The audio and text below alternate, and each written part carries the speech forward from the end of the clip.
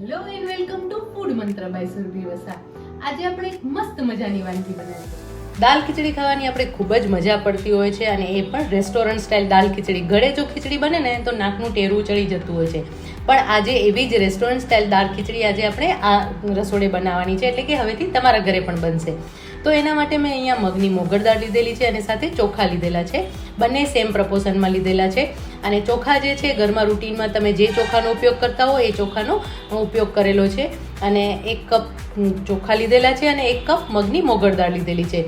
તો આ બંને વસ્તુને એક બાઉલમાં લઈ અને સરસ રીતે પાણીથી ધોઈ લેવાના છે. ચોખા અને મગની દાળને એક તપેલીમાં લઈ લેવાના છે. મગની મોગર દાળ લઈશું અને એની સાથે ચોખા લઈશું. હવે એની અંદર આપણે પાણી એડ કરી અને એને સરસ રીતે ધોઈ લેવાનું છે. 2 થી 3 પાણીએ ધોઈ લેવાનું છે, જેથી કરીને જે પણ કાંઈ પણ ડસ્ટ હોય તો એ બધું જ ચોખ્ખું થઈ જાય છે, ક્લિયર થઈ જાય છે. અને ચોખા જો તમારા મોયેલા હોય તો એના ઉપરનું વધારાનું એક્સેસ તેલ પણ બધું નીકળી જતું હોય છે. તો આ રીતે આપણે ધોઈ લેવાના છે. જો તમે જોઈ શકો છો કે પાણીમાં ઘણો બધો કચરો દેખાઈ રહ્યો છે, તો આ રીતે આપણે એને ધોઈ લઈશું. હવે આપણે એની અંદર પાણી એડ કરી દઈશું. તો અત્યારે આપણે આ વાટકી એક દાળ અને 1 વાટકી ચોખા લીધેલા હતા, એટલે કે ટોટલ આપણે 2 વાટકી દાળ ચોખા મિક્સ કરીને લીધેલા છે. તો એનાથી 2 થી 2.5 ગણું આપણે પાણી ઉમેરવાનું છે, એટલે આપણે અત્યારે આ 5 વાટકી આપણે પાણી ઉમેરી લઈશું. 5 વાટકી પાણી ઉમેરી લેવાથી છે ને દાળ ચોખા જે છે એ સરસ રીતે કૂક થઈ જશે અને જે આપણે જે કન્સિસ્ટન્સી જોઈએ છે એ એકદમ સરસ આવી જશે. તો પાણી મેં એડ કરી દીધું છે. હવે એની અંદર 5 ચમચી હળદર એડ કરી દઈશું. સાથે મીઠું ઉમેરીશું. 1 ચમચી આપણે મીઠું એડ કરી દઈશું અને 1 ચમચી ઘી ઉમેરી લેવાનું છે. ઘી ઉમેરવાના કારણે એનો સ્વાદ બહુ જ સરસ આવે છે અને ખીચડી છે એનો સ્વાદ સરસ આવે છે અને ખીચડીનો કલર પણ બહુ જ સરસ આવશે. હળદરના કારણે કલર સરસ આવશે અને ઘીના કારણે સ્વાદ સરસ આવશે. હવે આ જે ખીચડી છે એને આપણે લગભગ 15 થી 20 મિનિટ માટે રેસ્ટ આપીશું, એટલે કે આ દાળ ચોખાને આપણે પલળવા દઈશું 15 થી 20 મિનિટ માટે અને પછી એને કુકરમાં આપણે બાફવા માટે મૂકી દઈશું. દાળ અને ચોખાને મેં લગભગ અડધો કલાક માટે રેસ્ટ આપી દીધો છે અને હવે કુકરમાં લઈ લીધું છે અને હવે એને ઢાંકણ ઢાંકી ઉપરથી આવી રીતે છીબું ઢાંકી દેવાનું છે અને કુકરનું પણ ઢાંકણ ઢાંકી લેવાનું છે. કુકરનું ઢાંકણ ઢાંકી અને એને લગભગ 2 સીટી પહેલાં ફૂલ ફ્લેમ પર વગાડવાની છે અને પછી 3 સીટી એક ધીમા તાપે વગાડવાની છે. 2 થી 3 સીટી ધીમા તાપે કરવાની છે. આ રીતે એને કૂક કરી લેવાની છે, એટલે દાળ ચોખા એકદમ સરસ રીતે ચડી જાય. અને આપણે જ્યારે દાલ ખીચડી બનાવીએ ને ત્યારે દાળ ચોખા છે એકદમ સરસ ગળેલા જોઈએ છે, એટલા માટે આપણે કુકરની સીટી થોડી વધારે વગાડવાની છે. તો હવે દાળ અને ચોખા એટલે કે ખીચડીને આપણે ચડવા દઈશું. દાલ ખીચડીને વઘારવા માટે આપણે એક ગ્રેવી તૈયાર કરવાની છે, એટલે કે પ્યોરે તૈયાર કરવાની છે, જેમાં મેં 3 નંગ ટમેટાં લીધેલા છે, એટલે કે લગભગ 250 ગ્રામ જેટલા ટમેટાં છે અને એની સાથે એક અડધું કેપ્સિકમ લીધેલું છે. આખું નથી લીધેલું, આ કેપ્સિકમ નાનું અડધું લીધેલું છે. તો અડધું કેપ્સિકમ અને 3 નંગ ટમેટાં છે એના ટુકડા કરી અને એને ક્રશ કરી લેવાના છે. મિક્સી જારમાં જ એને ક્રશ કરી અને એને પેસ્ટ બનાવી લઈશું. હવે આને આપણે ક્રશ કરી લઈએ. ટમેટાની ગ્રેવી તૈયાર થઈ ગઈ છે. ટમેટા અને કેપ્સિકમની ગ્રેવી તૈયાર થઈ ગઈ છે. ખીચડી પણ એકદમ સરસ બફાઈ ગઈ છે. જો તમે જોઈ શકો છો કે એકદમ સરસ રીતે દાણો સરસ ચડી ગયો છે. આ રીતની એકદમ સરસ ગળી જવી જોઈએ. તો ખીચડી પણ તૈયાર થઈ ગઈ છે અને ટમેટાની ગ્રેવી પણ તૈયાર છે. હવે આપણે દાલ ખીચડી તૈયાર કરી લઈએ. 2 ચમચી તેલ લઈશું અને એની સાથે 2 થી 3 ચમચી ઘી લઈશું. દાલ ખીચડી બનાવી રહ્યા છીએ એટલે ઘી જ્યારે પણ વઘારમાં લેશું ને ત્યારે એનો સ્વાદ બહુ જ સરસ આવશે. જીરુંનો વઘાર કરીશું. અડધી ચમચી જીરું ઉમેરીશું. જીરું ખીલે ને એટલે આપણે લગભગ ચપટી જેટલી ચપટી સૂંઠ પાવડર એડ કરીશું. સાથે 2 તમાલપત્ર લઈશું. થોડી કોથમીર એડ કરી દેવાની છે દાંડી સાથેની.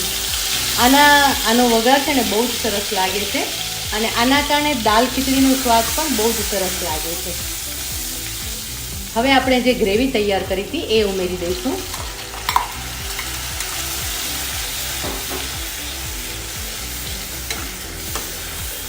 હવે આ ગ્રેવીને સરસ રીતે કૂક થવા દેવાની છે, એટલે કે એની અંદરથી કચાશ દૂર થાય ને ત્યાં સુધી આપણે એને કૂક કરી લઈશું. ટમેટાની કચાશ દૂર થાય ત્યાં સુધી આપણે એને કૂક કરવાની છે. ઢાંકીને આપણે 3 થી 4 મિનિટ સુધી કૂક કરીશું, જેથી કરીને ટમેટાની કચાશ પણ દૂર થઈ જાય અને જે ટમેટા છે એ સરસ રીતે ચડી જાય. અને અત્યારે આપણે એની અંદર મીઠું એડ કરી લઈશું. આપણે ખીચડી બાફતી વખતે તો મીઠું થોડું એડ કર્યું હતું, પણ અત્યારે આપણે 1 ચમચી જેટલું મીઠું એડ કરી દઈશું. હવે એને કૂક થવા માટે રાખી દઈશું. ચેક કરી લઈશું. જો કલર એકદમ સરસ ચેન્જ થઈ ગયો છે અને તેલ અને ઘી બંને પણ છૂટું પડવા લાગ્યું છે. હવે એની અંદર આપણે મસાલા કરી લેવાના છે. 1 ચમચી હળદર એડ કરીશું. ચપટી હિંગ એડ કરીશું. ઉપરથી ઉમેરેલી હિંગનો સ્વાદ બહુ જ સરસ આવે છે. 2 ટીસ્પૂન લાલ મરચું પાવડર એડ કરીશું. 2 ટીસ્પૂન ધાણા જીરું એડ કરીશું. એની સાથે 1 ટીસ્પૂન કિચન કિંગ મસાલો, એક નાની એટલે કે હાફ ટીસ્પૂન જેટલો આપણે કિચન કિંગ મસાલો ઉમેરી રહ્યા છીએ અને 1/4 ટીસ્પૂન ગરમ મસાલો ઉમેરીશું. આ બંનેના કારણે એનો સ્વાદ બહુ જ સરસ આવે છે. ખીચડીનો સ્વાદ બહુ જ સરસ આવે છે અને એકદમ અલગ જ લાગશે આ ખીચડી તમને. જો સરસ બધું મિક્સ થઈ ગયું છે. હવે આની અંદર થોડું પાણી આપણે ઉમેરી લઈશું, એટલે જ્યારે ખીચડી ઉમેરશું ને ત્યારે ખીચડી એકદમ સરસ લસલસતી ખીચડી બને. હવે થોડું પાણી આપણે ઉમેરી લઈશું, મિક્સ કરી લઈશું. 1 મિનિટ માટે થવા દેવાનું છે. ચેક કરી લઈએ. જો કેટલું સરસ તેલ છૂટું પડી ગયું છે. હવે એની અંદર આપણે ખીચડી છે એ ઉમેરી લઈશું. જે તૈયાર કરેલી ખીચડી છે ને એ ઉમેરી લેવાની છે. બધી જ ખીચડી મેં ઉમેરી દીધી છે અને હવે એને સરસ રીતે મિક્સ કરી લઈશું. એની અંદર થોડું સાથે પાણી પણ ઉમેરી દઈશું, જેથી કરીને એકદમ સરસ ખીચડી છે એ સરસ રીતે ઢીલી થઈ જાય અને સરસ કૂક પણ થઈ જાય. તમને એમ થતું હશે કે આ જે પાણી આપણે ઉમેરવાથી એનો સ્વાદ બગડી જશે, પણ એવું નહીં થાય. સરસ રીતે તમે મિક્સ કરશો અને એને થોડું વધારે સરસ રીતે કૂક કરશો ને એટલે એકદમ સરસ રીતે ખીચડી તૈયાર થઈ જશે. પ્રોપરલી આપણે મિક્સ કરી લઈશું. અત્યારે તમને એનો કલર બહુ જ ડલ લાગી રહ્યો છે, પણ જેમ મસાલા સાથે ખીચડી કૂક થશે ને એમ એનો કલર પણ બહુ સરસ આવશે અને સ્વાદ પણ બહુ જ સરસ આવશે. હવે આ ખીચડીને આપણે ઢાંકીને ધીમા તાપે લગભગ 7 થી 8 મિનિટ સુધી થવા દેવાની છે. એટલે એકદમ સરસ રીતે મસાલો મિક્સ થઈ જશે અને ખીચડીનો કલર પણ સરસ થઈ જશે અને ખીચડી પણ એકદમ સરસ થઈ જશે. ચેક કરી લઈએ. જો કલર કેટલો સરસ આવી ગયો છે ને, એકદમ સરસ દેખાઈ રહી છે ખીચડી અને એકદમ સરસ લસલસતી થઈ ગઈ છે અને કલર પણ બહુ જ સરસ આવી ગયો છે. પ્રોપરલી મિક્સ કરી લઈશું આપણે. હવે આની અંદર આપણે 1 ચમચી ખાંડ ઉમેરીશું. આ ખાંડના કારણે ખીચડીમાં એક સરસ મીઠાશ આવશે અને એનો સ્વાદ બહુ જ સરસ લાગશે. અને 2 ચમચી લગભગ અડધી ચમચી જેટલો લીંબુનો રસ ઉમેરી લઈશું. હવે આના ઉપર આપણે એક વઘાર રેડવાનો છે. એ વઘાર તૈયાર કરી લઈએ. ખીચડી પર રેડવા માટેનો આપણે એક વઘાર તૈયાર કરી લઈએ, જેના માટે 1 ચમચી ઘી લઈશું, 5 ચમચી જીરું ઉમેરી લઈશું, અડધી ચમચી કસૂરી મેથી ઉમેરી લઈશું, 2 આખા લાલ મરચાં ઉમેરી લઈશું અને સાથે ફ્લેમ પહેલાં ઓફ કરી દેવાની છે. અને હવે એની અંદર અડધી ચમચી લાલ મરચું પાવડર ઉમેરીશું, જેથી કરીને વઘારનો કલર બહુ જ સરસ થઈ જાય. અને હવે એને આપણે ખીચડીમાં એડ કરી દેવાનું છે. હવે આ તૈયાર કરેલો વઘાર આપણે અડધો છે અંદર રેડી દઈશું અને ઉપર થોડો રાખી મૂકીશું અને હવે એની ઉપર થોડી કોથમીર ભભરાવી લઈશું. પ્રોપરલી મિક્સ કરી લેવાનું છે.